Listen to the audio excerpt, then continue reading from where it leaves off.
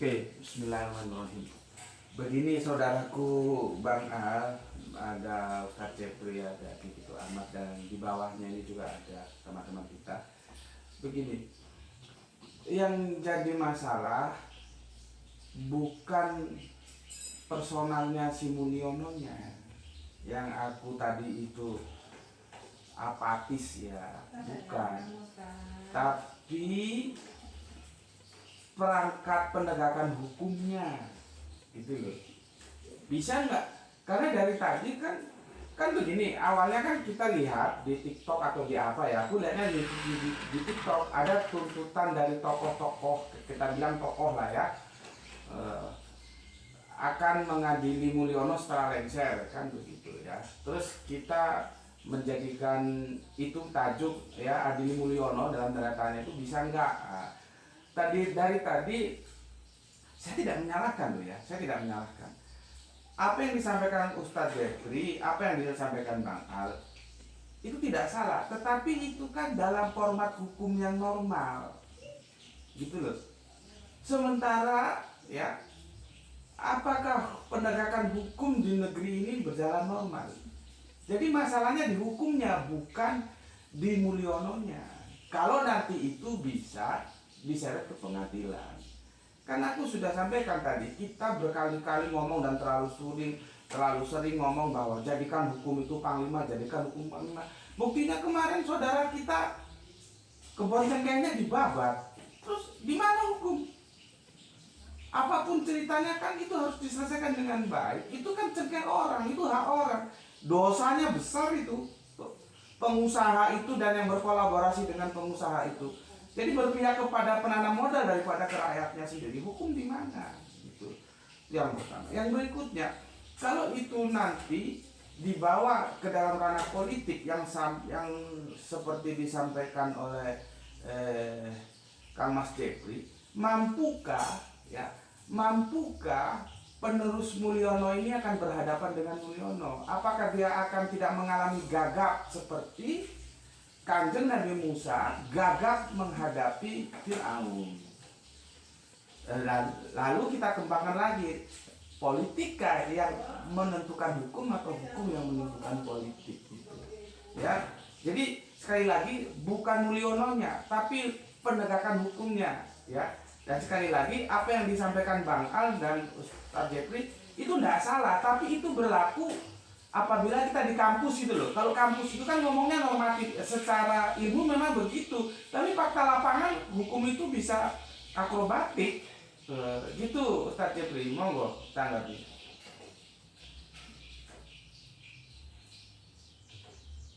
Baik, Gus, terima kasih. Jadi intinya kalau kita melihat dari sudut pandang konstitusi, hukum ini adalah panglima tertinggi. Namun dalam sudut pandang politik, hukum bisa saja dijadikan sebagai alat politik. Itu poin inti daripada apa yang kita bicarakan dalam topik ini. Jadi segala sesuatu hal tidak ada yang tidak dipolitisasi, tergantung daripada amanah daripada para pemimpin yang akan memimpin, mengendalikan atau menjadi pilot dari negara ini gitu. Nah, di sini kita melihat jika Pak Prabowo ini betul-betul patriotisme dan amanah di dalam menjalankan mandatnya untuk menjalankan kebijakan-kebijakan sesuai landasan Pancasila dan Undang-Undang Dasar, maka selesai pula lah saya yakin apapun tuntutan rakyat akan terlaksana kepada Mulyono. Ya, tetapi kita tidak bisa juga melihat ya itu dari sisi lain. Tetapi kalau kita juga ingin melihat dari sisi lain, jika pemimpin kita yang akan dilantik nanti yaitu Pak Prabowo dan para pemimpinnya ya, larut atau terkontaminasi dalam hal yang disebut konspirasi, dia juga hadir di dalam konspirasi atau sesuatu hal yang rakyat tidak harapkan, di mana seorang pemimpin tidak menjalankan mandat untuk menjalankan Pancasila sesuai dengan ideologi negara, maka selesai tidak ada, justru semakin kuat. Jadi Mulyono ini justru bisa semakin kuat. Bahkan kalau kita ingin kaji dalam segi sisi persisinya, ya jika itu terjadi, Prabowo ini terkontaminasi dalam konteks hal konspirasi, maka Indonesia ini akan selesai, hilang dari peta dunia. Karena pasti gejolak rakyat tidak akan membiarkan tentang hal itu, dan pasti akan terjadi gejolak rakyat. Tidak bisa lagi kita katakan 99%, tetapi 99,999% itu akan terjadi. Itu saya bisa pastikan itu. Namun jika Pak Prabowo ini melakukan suatu manuver politik di dalam cita-citanya ingin memimpin negara ini, walaupun itu satu periode, saya masih mengingat perkataan dalam kampanye Pak Prabowo saat menghadapi berlawanan dengan Hatwa dengan Mulyono. Dia mengatakan, negara ini saya sangat memahami dan saya sangat mengetahui solusi di mana kita ingin membawa negara ini sesuai dengan cita-cita kemerdekaan. Bahkan dia membongkar keburukan-keburukan yang terjadi dalam rezim Mulyono. Nah, hal ini yang kita harapkan, sebab jika Pak Prabowo tidak melakukan suatu manuver politik, maka dia pun gagal di dalam memimpin negara ini. Tetapi dengan adanya manuver-manuver politik, ya tunduk menanduk lah istilahnya. Karena dia pun sudah mengetahui dan membongkar semuanya apa yang terjadi di negara ini, itu yang kita harapkan bahwa amanah atau patriotisme atau tujuan dan cita-cita Pak Prabowo ini benar-benar sesuai seiring dengan harapan rakyat yang telah memilih dia untuk memimpin negara ini. Jadi tergantung dari kekuatan politik, bagaimana tentang politik Pak.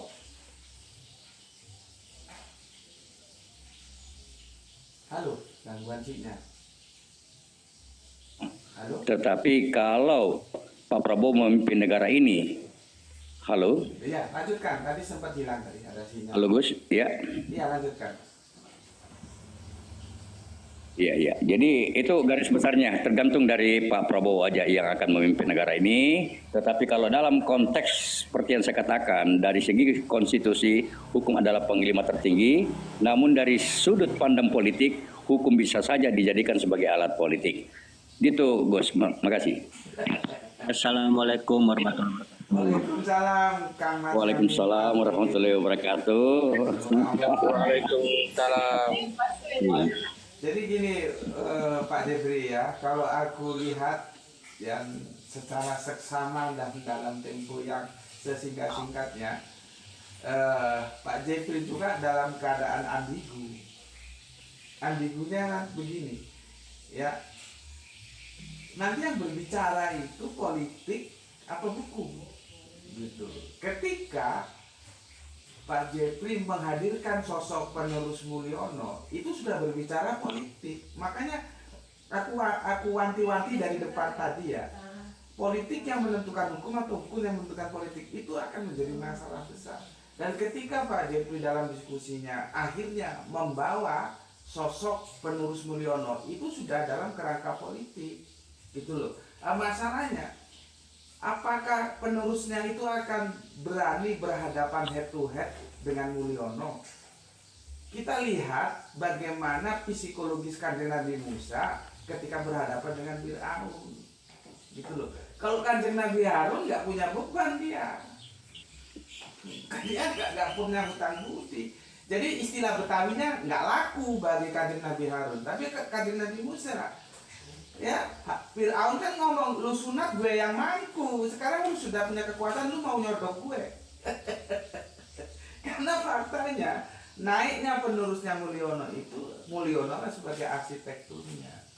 Jadi kan nanti kan memposisikan penerusnya Mulyono itu, dia ada dalam dua jalan akan mengikuti ya hukum atau politik.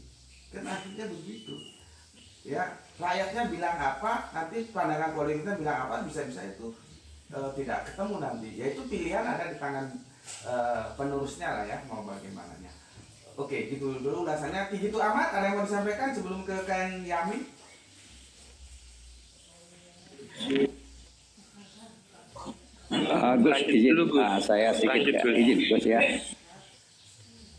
Ustadz Jeffrey mau menanggapi sebelum ke Gus Teh boleh saya ini kan sedikit ya bahwa ya boleh. Lanjut, silakan. Kang. Halo. Ya silakan. Baik. Jadi kita ini tidak luput dalam kontrol politik. Yang mengendalikan kehidupan dalam sebuah wilayah atau dalam sebuah lingkungan itu adalah kontrol politik. Tergantung politiknya ini ya ingin menjalankan hukum itu secara baik atau tidak. Jadi hukum itu hanya sebagai landasan yang juga dikendalikan dan dikontrol oleh politik. Jadi tergantung, makanya saya katakan tergantung daripada kekuatan politik, apakah kekuatan politik itu menjalankan hukum itu secara baik atau ingin mempolitisasi hukum ya sesuai dengan tujuan-tujuan dan kepentingan tertentunya. Begitu Gus. Tetapi kalau kontrol kehidupan kita itu memang diatur oleh politik dalam segala hal, termasuk hukum. Jadi hukum ini hanya sebagai landasan dalam kehidupan, tetapi bagaimana hukum ini ya bisa berjalan atau tidak berjalan ya tergantung dari kekuatan politik itu sendiri.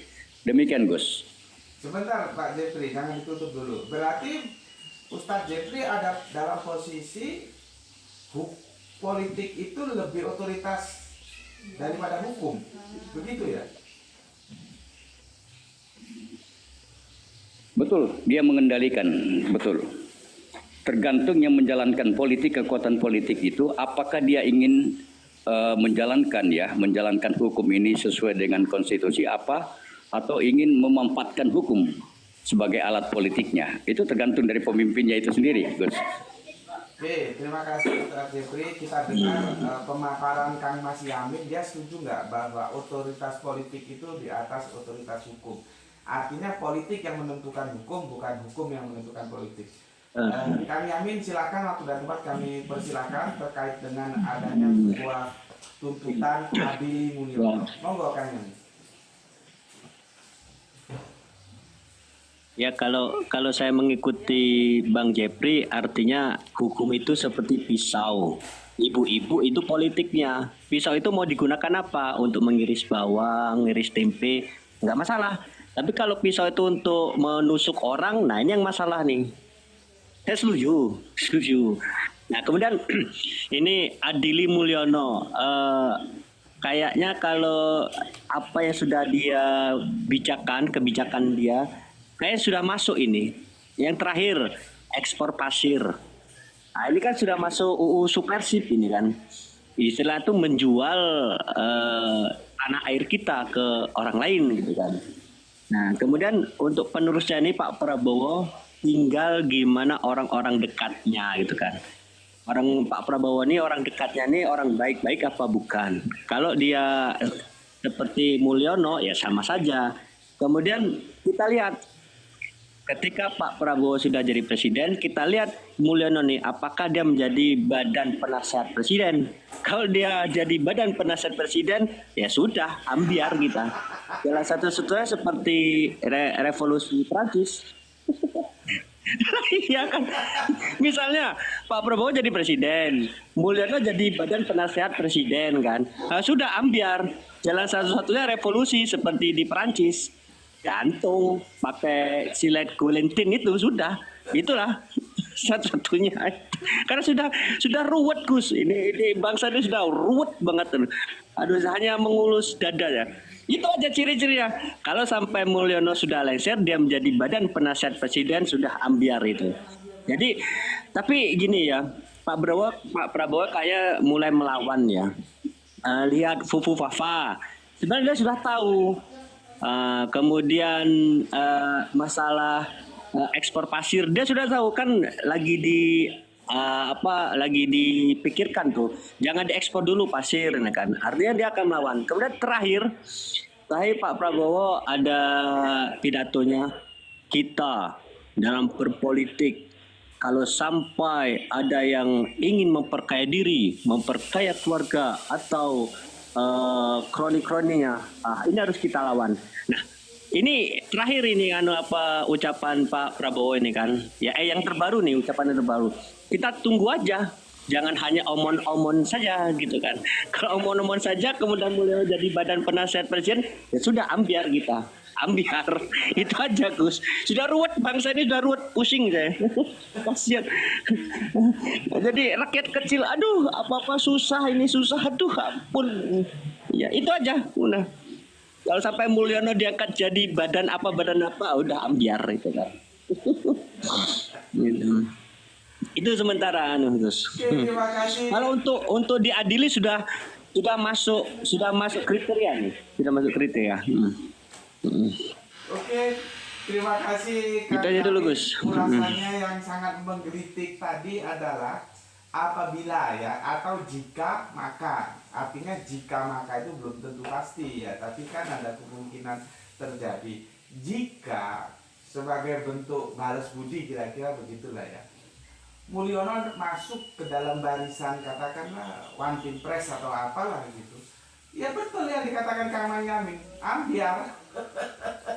Itulah dari tadi sebetulnya yang aku akan jadikan diskusi. Aku men-triggernya dengan melihat Kanjeng Nabi Musa itu tidak punya kesiapan yang cukup untuk berhadapan dengan Fir'aun. Makanya Kanjeng Nabi Musa terus minta kepada Allah, tolong aku dibantu. Terus diberilah adiknya Harun untuk membantu dakwanya. Karena apa? Harun tidak punya beban moral. Siapa lu, siapa gue. Tapi Kanjeng Nabi Musa gak bisa begitu. Dia kesangkut di kali yang mengurusi istrinya yang membesarkan dia kok gitu. Nah, sekarang yang makanya aku tanya tadi, apakah penerusnya Mulyono itu ketika berhadapan dengan Mulyono tidak terjadi peristiwa sebagaimana Kanjeng Nabi Musa berhadapan dengan Fir'aun. Nah, tadi ditambahi lagi tambah runyam.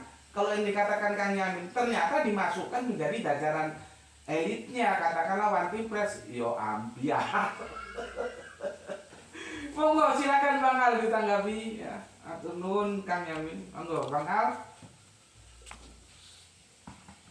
Masih di jalan kan? Saya tanggapi ya sambil jalan ini. Moga-moga. Jadi gini, udah turun, oke.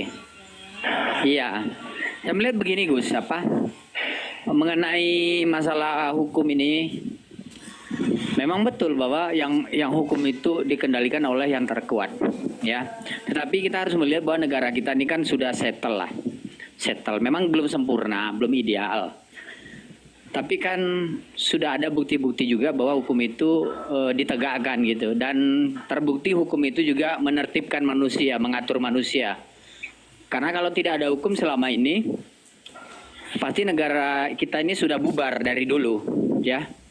Nah, tapi Indonesia ini kan termasuk negara yang di Asia Tenggara ini diperhitungkan gitu, termasuk kuat gitu.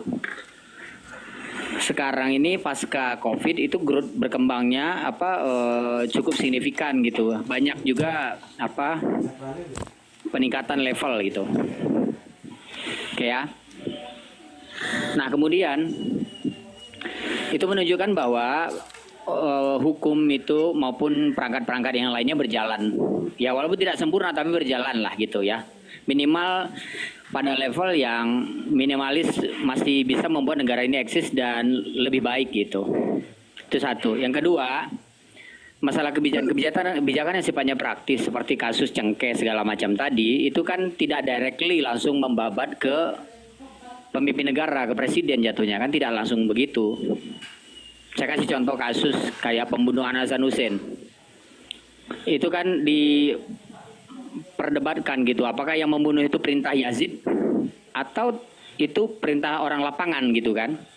Nah, ternyata banyak dari kalangan Ahlussunnah yang beranggapan bahwa yang membunuh bukan Yazid tetapi orang lapangannya yang berinisiatif sendiri gitu. Walaupun mereka tidak juga membenarkan tindakan Yazid karena dia bertanggung jawab sebagai pemimpin waktu itu. Tapi itu juga debatable kan akhirnya gitu. Kenapa? Karena ya kalau orang lapangan berinisiatif sendiri ya otomatis kan tidak pukul rata semua hukum itu kan gitu.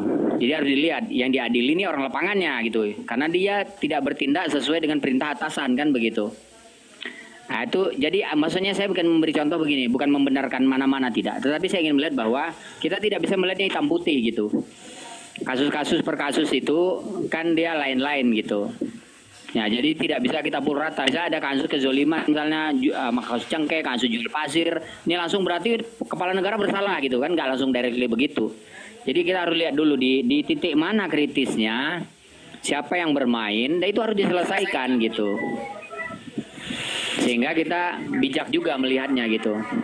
Tidak langsung, oh copot pemimpin, nggak langsung begitu. Kalau begitu mindset kita nggak akan maju negara kita menurut saya sih. Kita berpikirnya itu apatis gitu, putus seperti orang putus asa gitu. Berarti ada satu orang salah langsung negara ini kita bubarkan, copot pemimpinnya kan gitu. Berarti itu simplifikasi namanya, menyederhanakan masalah. Padahal masalah tidak sederhana itu. Jadi harus dilihat segala aspek dulu gitu sebelum kita bicara gitu. Gitu Gus menurut saya Gus. Lanjut. Oke, begini Bang Al. Kalau Bang Al mengambil sebuah Assalamualaikum. Waalaikumsalam. Ada Bang Ru. Waalaikumsalam warahmatullahi wabarakatuh. Kalau Bang Al mengambil sebuah perspektif tentang Yasid ya, itu kita memang itu polemik ya, mana sebetulnya yang mengambil keputusan pada saat itu, orang lapangan atau Yasid.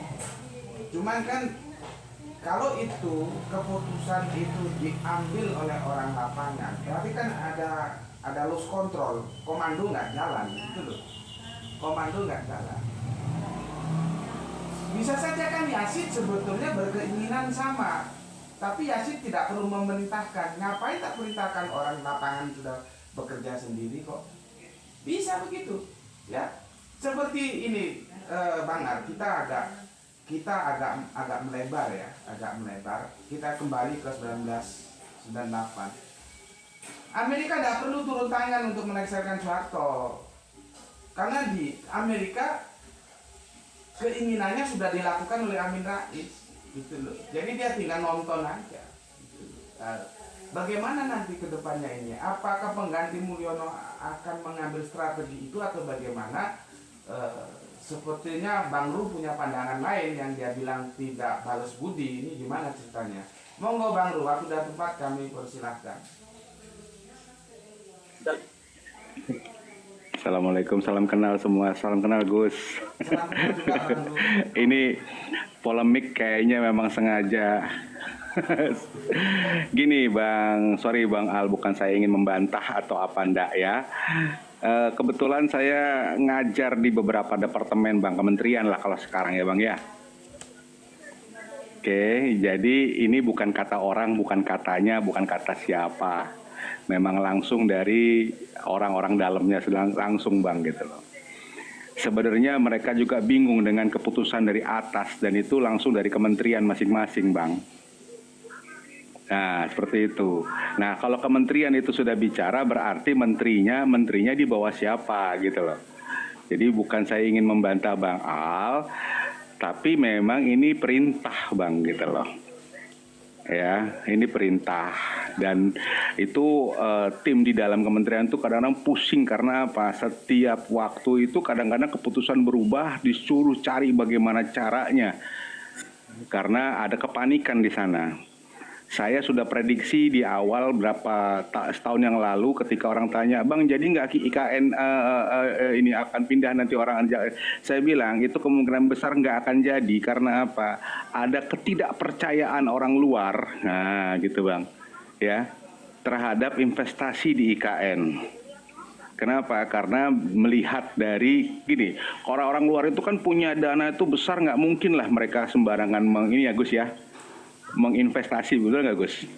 Ya. Jadi mereka pasti punya orang-orang yang menyelidiki dulu baik keahlian segala macam itu, yang akhirnya mereka putuskan untuk tidak mempercayai. Sampai akhirnya larilah ke MBZ dan ternyata MBZ Arab pun malah investasinya keluar lagi, bukan Indonesia. Karena begini, beliau ini terlalu bernafsu dengan kekuasaannya sehingga merasa bahwa segala sesuatu itu bisa diputuskan tanpa lewat undang-undang tapi PP namanya. Memang beliau ini pinter sekali gitu loh. Pinter karena beliau ini adalah pengusaha. Jadi dibuatlah bahwa negara ini seperti semacam perusahaan.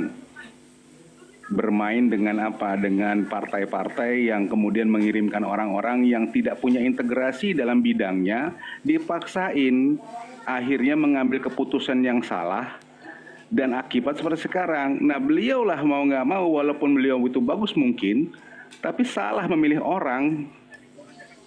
Begitu Gus, ini dari saya gitu loh, dan tidak ada what impress.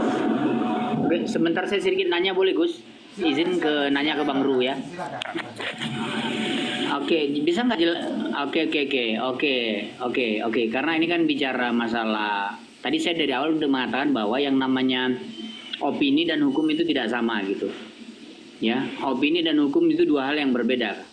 Orang bisa saja diopinikan membunuh, tapi nanti di fakta persidangan dia tidak terbukti membunuh. Jadi opini itu tidak menjustifikasi fakta hukum.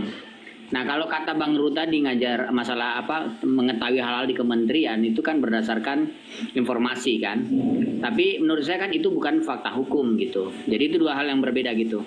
Nah, silakan disampaikan contohnya, bisa kita bedah di sini kesalahannya apa gitu. Dan itu yang bertanggung jawab siapa gitu kan. Lalu perspektifnya apa sehingga bisa dikatakan itu pelanggaran kan seperti itu.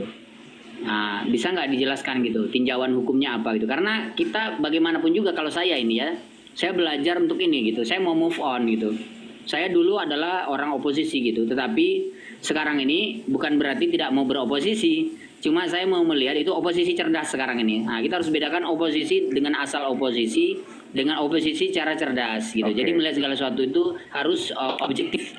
Jadi sesuatu yang bukan fakta hukum tetaplah sebagai opini menurut saya, gitu kesimpulannya. Oke. Saya ini kan Gus ya. Mohon maaf bagi yang lain ya, bukan saya yang ngambil waktunya nih karena bertanya ke saya nih Gus ya. Silakan. Izin Gus. Silakan. Halo Gus. Iya, silakan. Oke, gini. Kita dengar contoh satu aja. Iya, ini satu nih Bang, saya lagi ngomongin. Jadi gini, satu contoh yang paling dasar aja ya tentang Kominfo. Ya Bang Al ya. Oke, kalau bicara soal Kominfo, itu dari dulu sebenarnya kami ini kebetulan saya salah satu pemegang sertifikasi security dan saya pernah mengajarkan Kominfo, saya pernah mengajarkan kejaksaan, saya pernah mengajar di kehakiman, saya mengajarkan juga di kepolisian.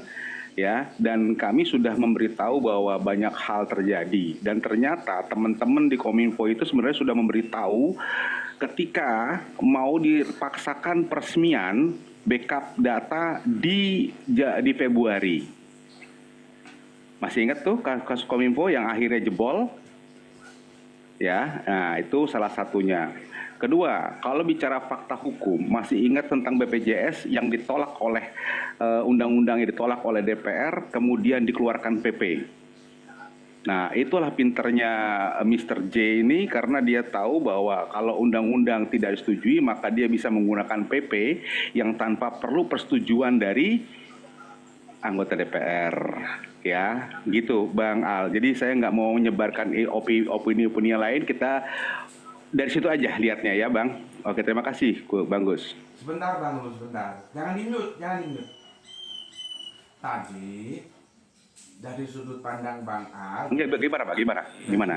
Tadi berdasarkan sudut pandang Bang Al yang kita juga harus hormati, terlepas setuju atau tidak. Apa yang Bang Ru sampaikan? Iya, betul. Bang Ru sebagai aku anggap Bang Ru orang dalam lah ya. Itu masih sebatas opini, belum fakta. Bukan orang dalam Bang, orang luar. Apa komentar Bang Ru tentang itu? Monggo. Gini Bang, saya kan hukum tadi kan bicara hukum kan? Kan tadi kan Abang bicara hukum Bang. Hukum itu kan salah satunya yang dikeluarkan oleh pemerintah itu kan bukan bicara hukumnya, tapi produk hukumnya. Yaitu entah undang-undang, entah peraturan pemerintah, betul enggak? Oke. Gus? Iya. Halo? Iya. Oke. Nah, sekarang begini, ada undang-undang, ada PP. Betul enggak? Betul. Betul enggak? Nah, oke. Undang-undang yang mengesahkan siapa? DPR kan? Ya. Nah, PP perlu